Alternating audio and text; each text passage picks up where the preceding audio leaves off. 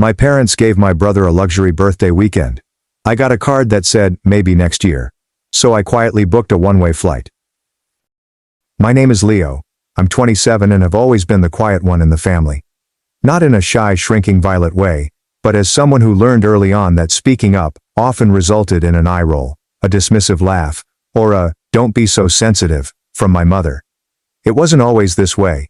Perhaps it was, and I just didn't realize it as a kid. But I do now. It was especially evident on my birthday this year, when everything that had been simmering beneath the surface for years came to a boil. Let me clarify. My younger brother, Victor, turned 25 in March.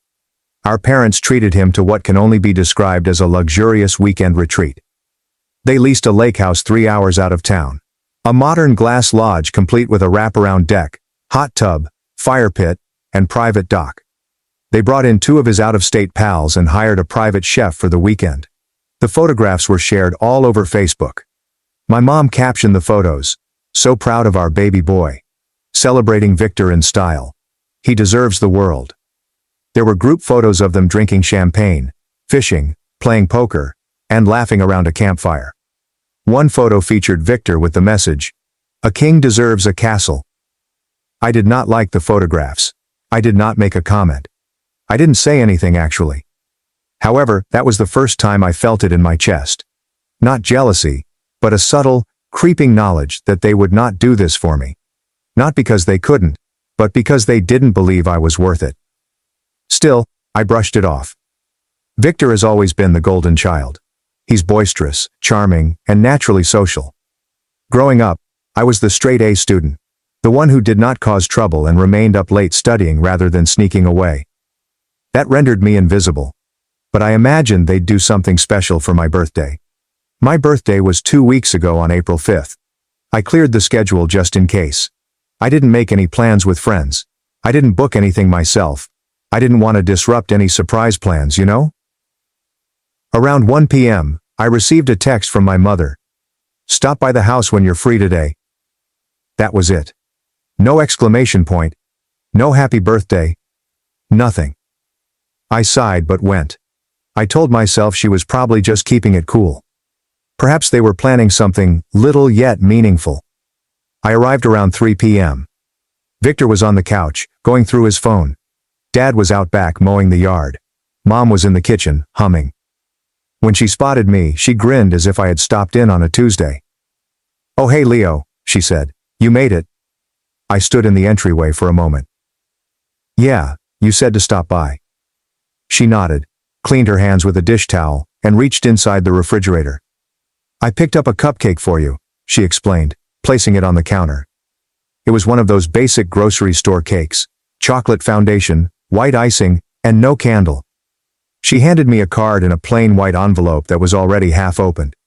Inside was a folded piece of cardstock with the words, "Maybe next year," written in metallic letters.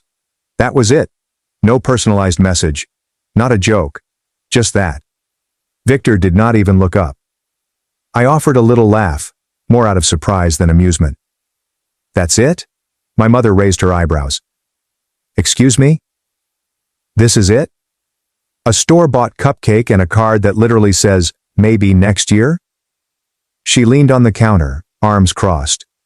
"Don't be so sensitive, Leo. You're an adult. We figured you didn't need all the hoopla." But Victor got a whole weekend retreat, a chef, a cabin, a crown that said Birthday King.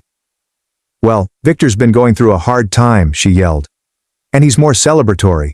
You're so private. We didn't think you'd want a big fuss." I just stood there, the card limp in my palm, and the cupcake began to sweat under the fluorescent lights. My face felt flushed, but my voice remained calm. "It's not about a big fuss. It's about the difference." She rolled her eyes. "Honestly, Leo, this is exactly why we didn't plan anything. You always make everything about you." That did something to me. Something deep. I'd spent most of my life justifying this type of treatment, convincing myself they meant well, and that I was only imagining things. But at that point, I recognized it wasn't me. It never was. I did not argue.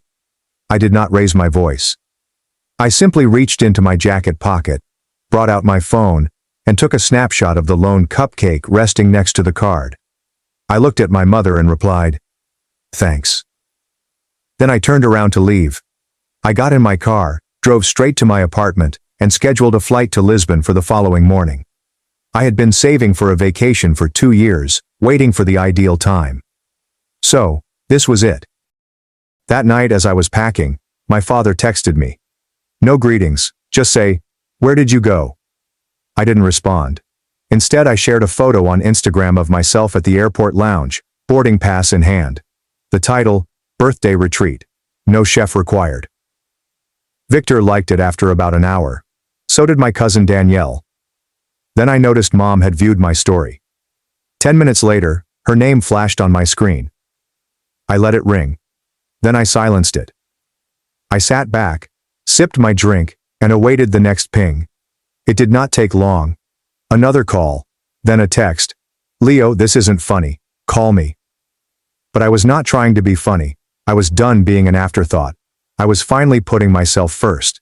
And Lisbon? Lisbon was only the beginning. I arrived in Lisbon early the next morning, just as the sun was shining gold on the terracotta rooftops. The air was cool and crisp, with a faint scent of ocean and pastry. When I stepped out of the airport, I took a deep breath and felt lighter than I had in a long time. Not in a holiday sense, but more like a weight had been silently taken off my back. One I had no idea I had been carrying for the majority of my life. My hotel was a modest space nestled between 2 faded pink buildings in the Alhama neighborhood. It had uneven walls and a little balcony that overlooked the city. I sat on the bed, and it creaked. The flooring was old but tidy, and it felt familiar, like no one here anticipated anything from me or predetermined who I was before I ever talked. I didn't answer my folks' texts, not right away, not after the 4th call either. The tone of the messages only shifted after I shared a snapshot of a pastel de nata on my account with the phrase, "Breakfast of Kings." At first, it seemed confusing. "You're in Portugal? Is this a work trip? You didn't tell anyone you were leaving." Then came the guilt. "We just wanted a low-key day. Victor didn't even ask for all that stuff. We just thought he needed it." It was supposed to be funny, the card. "You're taking it too seriously." But the last one from my mother resonated with me. "You always act like we treat you so horribly, but you never say what you actually want. Maybe if you spoke up more, things would be different." That's when I realized, she didn't get it. She never had. This wasn't because I wanted balloons and a party. This was not about jealousy. This was about years of being ignored, dismissed, and told I was too quiet or sensitive if I brought it up. It was about them going above and above for Victor, while I became background noise, acknowledged only when it was convenient or when I stopped playing along. On the second night, I sat in a little fado tavern, drinking my drink, while a woman sang in tears. I stared at my phone, her voice haunting and gentle behind me, and eventually texted my father back. I went somewhere I mattered. I did not hear back immediately away, but the next day, I received a group message. It came from Victor. "Dude, what is going on? Mom's freaking out. She thinks you're disappearing or something. She's calling every cousin asking where you are. And why are you being so dramatic? It was just a cupcake. Grow up." I didn't respond to that one either. Instead, I browsed Airbnb and extended my stay. 2 more weeks. I started developing lists of what I wanted to see. Crazy. Maybe even visit Spain. I had not even informed my employer that I would be gone for this long. But, after years of not using my vacation days, they owed me. And I owed it to myself. By the 5th day, the story at home had transformed. My aunt messaged me unexpectedly. "Heard you're in Europe. Good for you. You deserve some spoiling. Let me know if you want the family to back off." Then I received another message from my older cousin Greg, whom I hadn't seen in years. "Bro, I remember your 18th birthday. You got a card and a handshake. Victor got a car at 18. Just saying, you're not crazy." I stared at it for a time. I was not crazy. I was not overreacting. I had grown accustomed to being treated as an afterthought, so when I pushed back, everyone acted as if I had lost my mind. But here's the thing about space. It gives you perspective. And as I wandered through cobblestone alleyways and watched sunsets over the Tejo River, I began to realize that perhaps I was never the problem. They didn't like it when I quit performing my role. By the seventh day, things at home had reached a new level of chaos. My mother had shared a cryptic statement on Facebook. When your children vanish on you without a word, you start to wonder if the world is upside down. It received nearly 60 comments. A few relatives responded with, "Hope everything is fine," or "Message me." One even tagged me. I did not respond. Instead, I shared a photo of myself at a cafe in Belém, wearing sunglasses and smiling. Caption: Sometimes the best birthday gift is peace. Not 5 minutes later, my phone rang. Mom again. I ignored it. Then a message arrived, this time not from my parents, nor from Victor. It was from my father's work email. "Leo, please call me, this is getting out of hand." I sat back. Why would he text me from work? Then, almost shortly after, another communication arrived from my boss. "Hey, your mom called the office looking for you, said it was urgent. Everything is all right?" My hands got cold. They weren't simply panicking, they were escalating. People who had no business being involved in this. And I realized it wasn't just about my birthday anymore. This was about control. About how they'd always kept an eye on me, defined me, and boxed me in. And how suddenly, when I stepped outside their bounds, they tried to drag me back like a stray dog. I took a deep breath, my heart beating, and typed one last message. "You didn't worry when I was at your house holding a cupcake alone. Don't start worrying now. I'm fine. I'm just not coming back the same." And I intended it. Because the old version of me, the one who tolerated the silence, minimizing, and guilt trips disguised as jokes, was not on this trip. He stayed at home, next to the sad cupcake on the kitchen counter. But what about the version of me who was sipping cappuccino under the Lisbon sun? He was only getting started. And the second thing I did was make it very apparent that I was no longer seeking their consent. The next morning I awoke to a dozen missed calls. 2 from my father, 3 from my mother, and 1 from Victor. The rest are unrecognizable numerals. Probably my mother phoning from multiple phones. Or worse, the family she had drawn into the turmoil. But I didn't care. I was done being the obedient son who always kept the peace. The person who said, "It's fine," when it obviously wasn't. I wasn't going to repeat the same scenario in which I arrived, was overlooked, and then had to apologize. After brushing my teeth, I walked to a tiny bakery near my hotel. The woman behind the desk greeted me as she did every morning, warmly, cheerfully, and with a genuine grin. I got 2 cakes and a coffee, then grabbed a seat outside. The sky was a lovely blue, striped with clouds, and the street below was waking up. Locals sweeping their stoops, children walking to school, and a man selling books from his wooden cart. I observed them with a peculiar sense of envy. These strangers had no idea who I was, what my background was, or why I was fleeing. However, they treated me better than my own family did. And the revelation hit me harder than I anticipated. That afternoon, I tried something I had never done before. I switched my phone off. Totally off. Not silent. Not set to do not disturb. I turned it off and left it in the hotel room. Then I wandered for hours through twisting alleys and open plazas, past historic churches and bright murals. I got lost in Barro Alto and wandered into a small gallery where a man painted pictures from his dreams. He stated I had sad eyes and strong shoulders. I laughed and told him it was perhaps the most truthful thing anyone had said to me this year. I didn't think of my mother, my father, the cupcake, or Victor's lake house vacation. Instead, I thought about myself. Who I was before I had to shrink to fit into the place they gave me. That night, I purchased a journal. First page I wrote, "You are not selfish for choosing yourself." Second page. They only call it overreacting when they don't like the reaction. On the third sheet, I documented all of the times I was shoved to the side. My 18th birthday was forgotten until dinner, when they gave me a $20 gas card, whilst Victor was treated to a party with friends and a football-shaped cake. They arrived late and left early for Victor's soccer game, despite my valedictorian speech. Christmas 2 years ago, I purchased thoughtful gifts for everyone. Victor completely forgot about mine. Her response was, "He's just busy. Don't guilt trip him." The list went on. It was not about the gifts. It was a pattern. The message, "You are not the first priority. You aren't even close."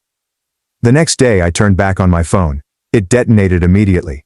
A deluge of texts, voicemails, missed calls, and, unexpectedly, screenshots.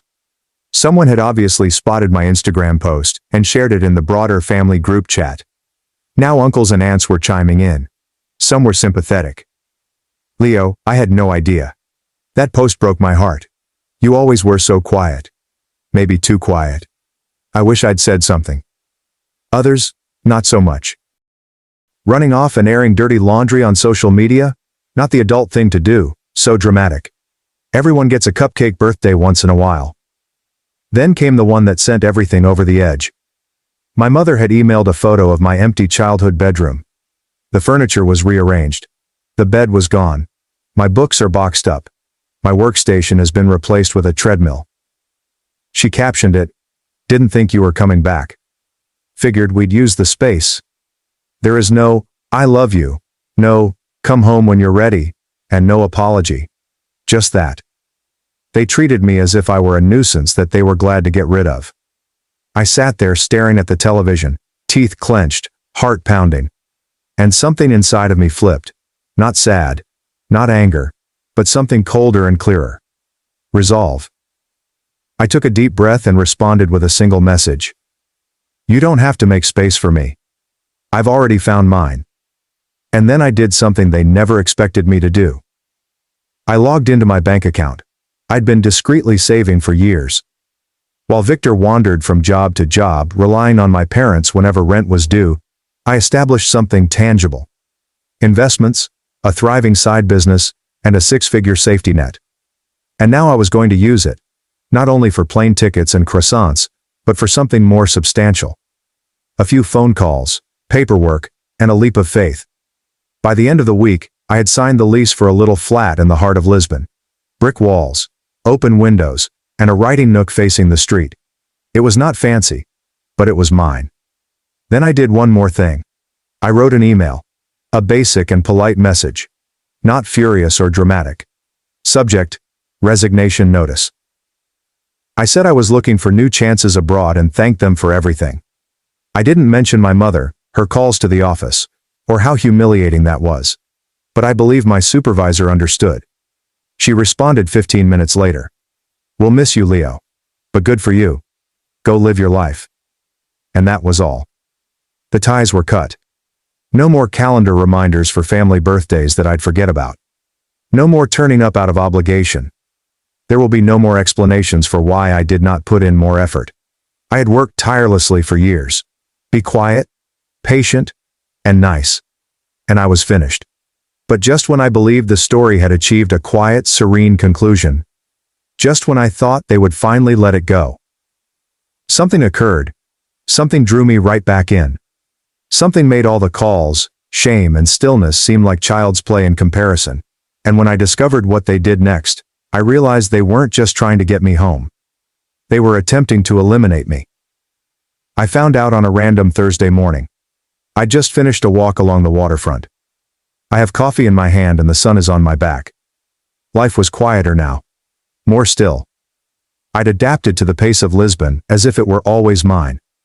No more checking my phone every several minutes. No more jumping at the sound of a buzz or pondering what kind of guilt trip would follow.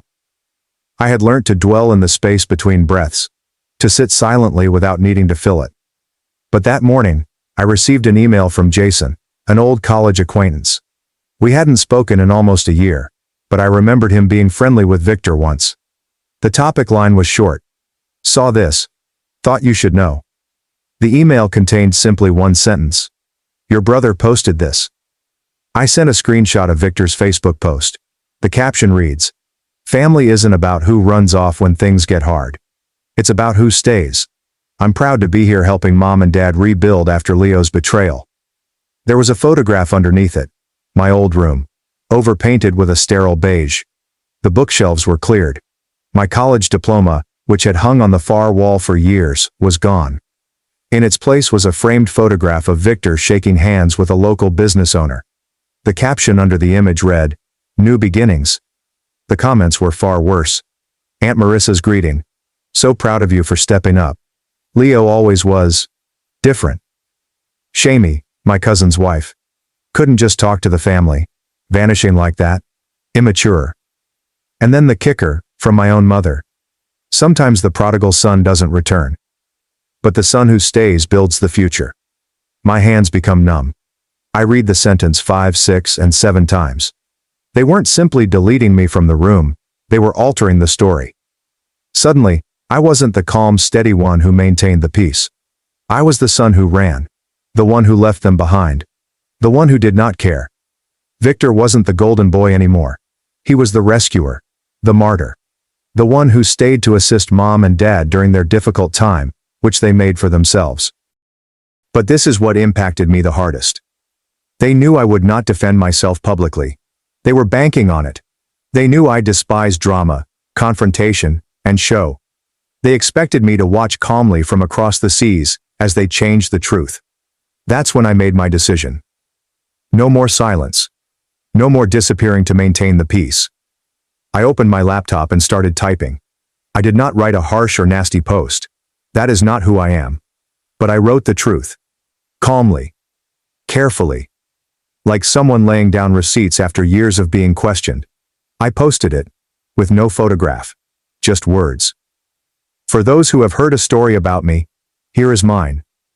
I didn't run away. I did not abandon anyone. I just quit trying to gain the affection and respect that should have come naturally from the folks who reared me. On my brother's birthday, our parents leased a lake house, hired a special chef, and treated him royally. On mine, I got a solitary store-bought cupcake and a card that said, "Maybe next year."